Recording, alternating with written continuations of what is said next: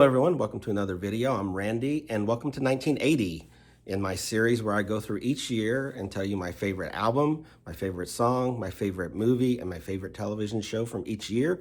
I started in 1950, we're all the way up to the decade of the 80s with 1980. And let's get started. First of all, I have to say that I have to have whatever I pick in my collection in order to pick it. And for the TV series, they are only eligible their debut season. And like I did last time, I'm going to show you a bunch of albums that didn't quite make it for me, but I think are important to see from 1980. And when I say didn't make it, it means that they didn't make it into my top 5. And so first of all, I'm going to show a few CDs that I don't have these on vinyl. And that's AC/DC, Back in Black, Echo and the Bunnymen, Crocodiles, Joy Division, Closer,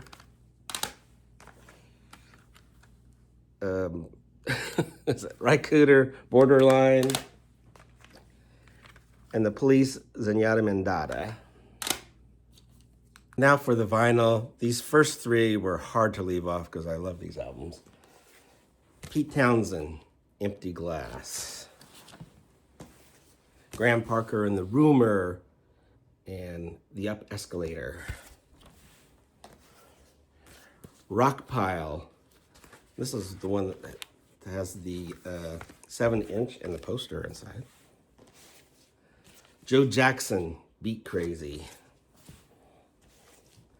Great Power Pop, New Wave, The Jags, Evening Standards. Roger Daltrey, McVicker, a couple great songs on that one. Devo, Freedom of Choice. And Canadian content, Doug and the Slugs, Cognac and Bologna. And Australian content, Cold Chisel, East. Great debut by Willie Nile. Steely Dan, Gaucho. The English Beat, or The Beat in the UK, I Just Can't Stop It. One of my favorites, Warren Zevon and Bad Luck Streak and Dancing School. Stevie Wonder, Hotter Than July. The Soft Boys, Underwater Moonlight. Kaleidoscope by Susie and the Banshees. Roxy Music, Flesh and Blood. Squeeze, Argy Bargy. Another great power pop, and that's The Records and their album Crashes. The Pretenders. Madness, their album Absolutely. Martha and the Muffins and their album Metro. John Prine, Storm Windows. John and Yoko, Double Fantasy. John Cougar, Nothing Matters and What If It Did. Jerry Lee Lewis, Killer Country, with the best ever version of Over the Rainbow. Jackson Browne, Holdout. A little more Canadian content. Gordon Lightfoot, Dream Street Rose. Find Gordon Lightfoot album. Just had to have Van Morrison. Common One, didn't pick it this time. Billy Joel, Glass Houses. Elvis Costello and the Attractions, Get Happy. David Bowie, Scary Monsters. Some great new wave, power pop, D.L. Byron, the album This Day and Age. Cheap Trick, All Shook Up. The Cars, Panorama. Bunny Wailer, Sings the Wailers. More Canadian content. Bruce Cockburn, Humans. The Brains. On this album is the song Money Changes Everything, which Cyndi Lauper covered. How about Bob Dylan, Saved? Blue Oyster Cult, Cultosaurus, and go watch Steve at A is for Alice, B is for Bob, where he does a ranking of the Blue Oyster Cult albums. The B-52s, Wild Planet.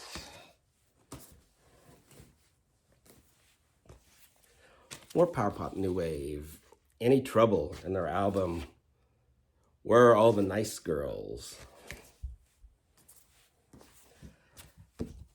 Adam and the Ants, Kings of the Wild Frontier.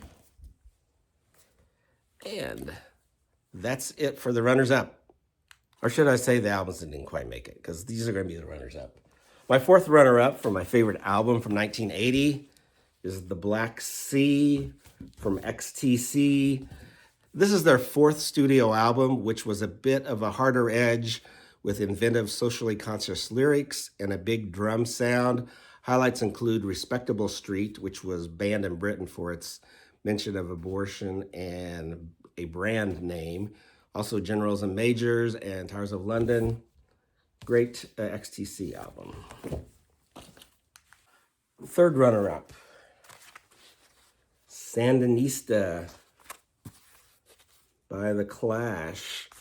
Some may see this as bloated and that the 3-record set should have been reduced to a 2-record set, but I enjoy the wide variety of genres that appear on this album. Everything from funk to dub to folk to rockabilly, such favorites as Magnificent Seven, Charlie Don't Serve, Somebody Got Murdered, Washington Bullets, the cover of The Equals, Police on My Back. So many great songs on this one.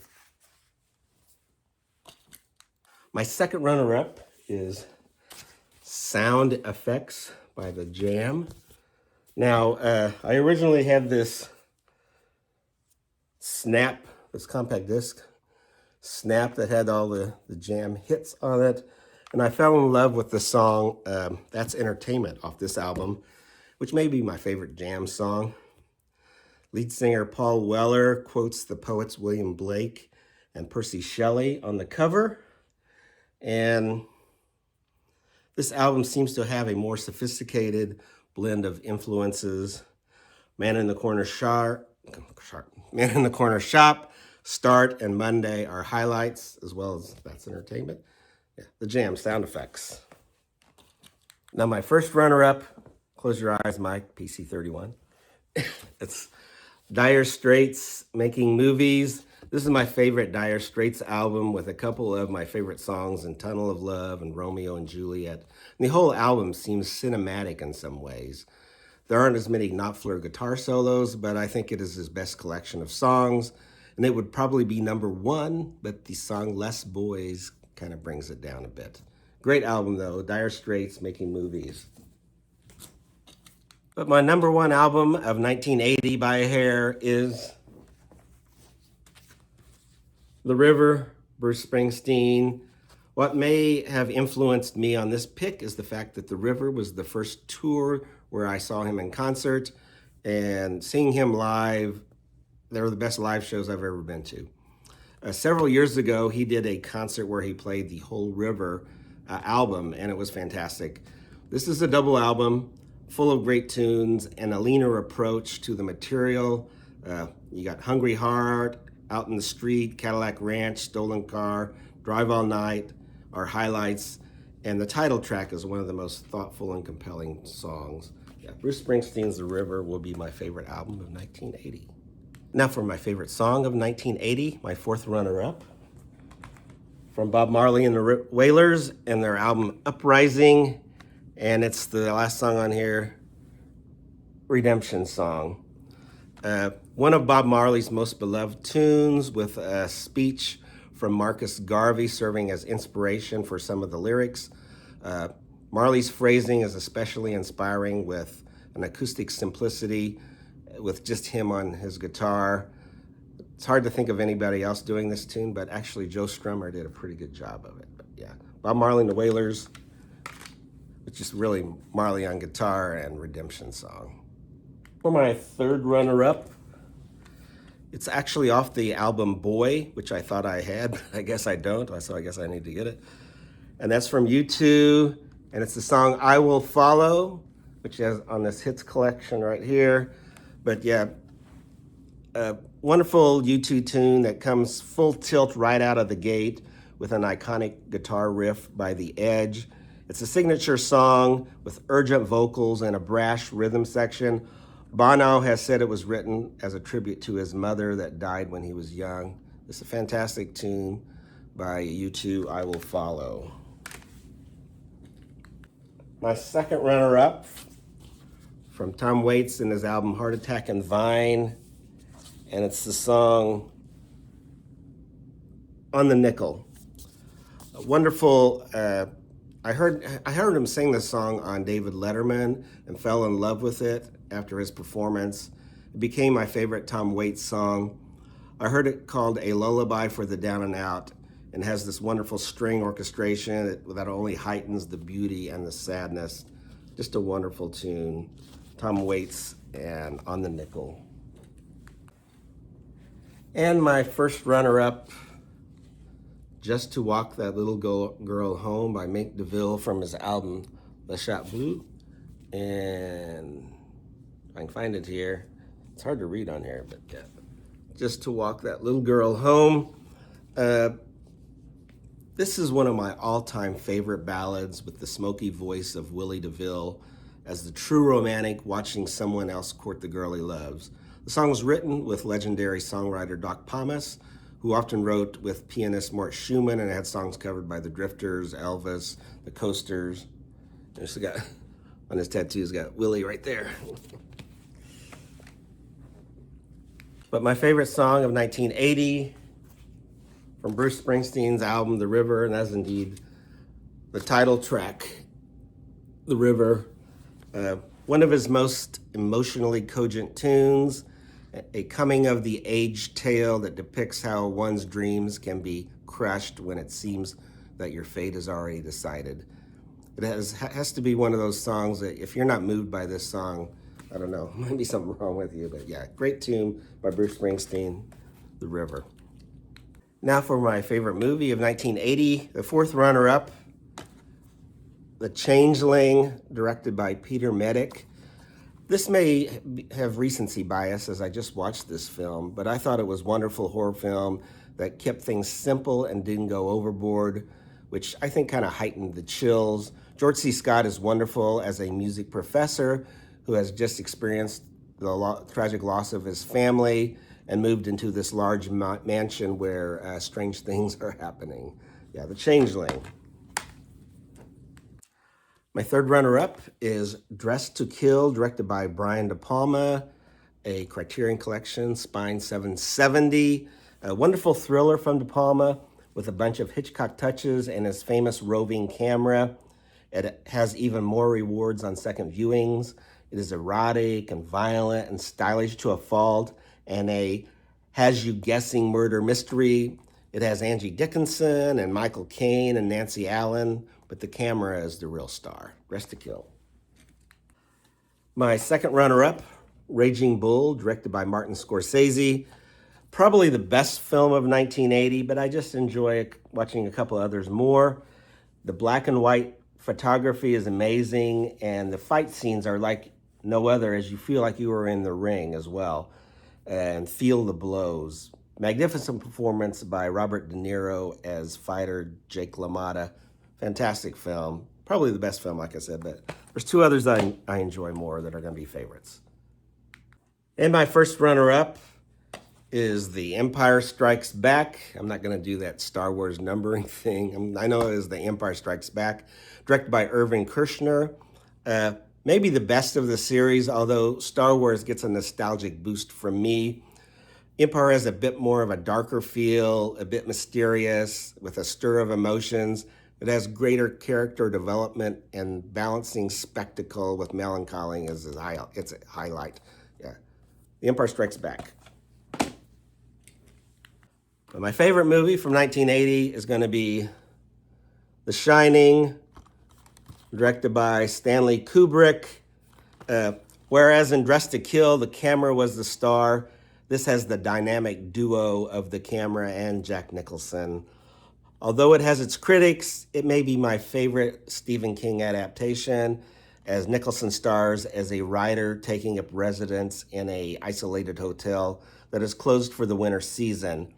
There are so many classic scenes, and everyone will remember Nicholson's, here's Johnny, even though I don't know if a lot of people know who Johnny Carson is. But Nicholson's slow descent into madness is a must-see. So The Shining, my favorite film of 1980. 1980 was another not great year for television, but I did find three things to show. My second runner-up is going to be The Martian Chronicles, called Ray Bradbury's Martian Chronicles. This was a miniseries that starred Rock Hudson and based on a Ray Bradbury novel with a screenplay written by Richard Matheson, who wrote The Night Stalker, Duel, Spielberg's first film, and the novel I Am Legend, which has at least 3 adaptations. But it's a decent series, only 3 episodes, with the special effects not aging that well, but thought-provoking, a series on the colonization of Mars. My first runner-up is Magnum P.I., interesting series with Tom Selleck as a private detective on the estate of a multimillionaire in Hawaii. It is the estate of an absentee owner and managed by Jonathan Higgins III, played by John Hillerman right there. And it is the back and forth with these two, Hillerman and Selleck, that is the highlight of the show. Personally, I would have liked to have Selleck play recurring character detective Lance White from the Rockford Files, if you've ever seen that. But maybe that's how he got this role, that from the Rockford Files. But fine series, Magnum P.I., set in Hawaii. My favorite TV series from 1980 is going to be Hammer House of Horror, created by Hammer Films, with wild stories from everything to haunted houses, voodoo, devil worship, ghosts. It also contains Peter Cushing's final Hammer appearance. There he is right there.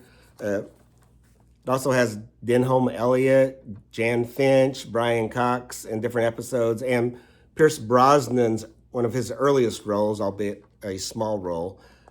Fun anthology series, some real chills in some of the episodes. That's going to be my number 1 show from 1980, this British series.